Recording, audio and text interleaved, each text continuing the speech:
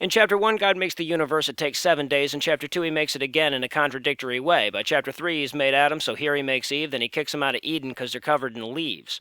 In chapter 4, God's a dick to Cain but not Abel, so Cain strikes down his brother like he was the Tower of Babel. In chapter 6, we meet Noah. God says, get ready for bruises, you're going on the worst boat ride there'll be until Carnival cruises.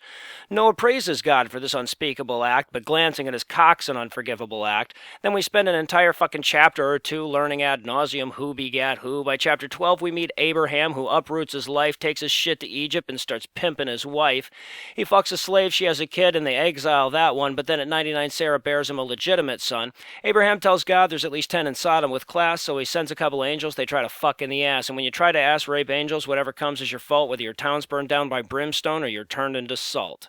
In chapter 17, Abraham makes a crazy decision regarding all his sons and slaves and adult circumcision. In 22, he gets all screwy, takes Isaac his tyke up a mountain, almost sacrifices him before the angels say psych.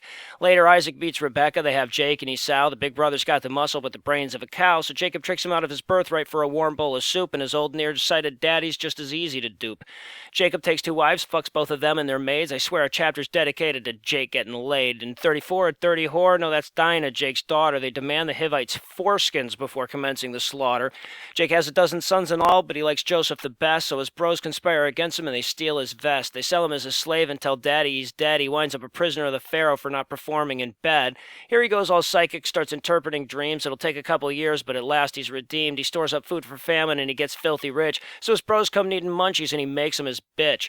Joey shows back up much to daddy's surprise, and Jacob, now called Israel, eventually dies. Chapter 50 is so uplifting, all the tribes make a truce, and by now God's promised the entire world to the Jews.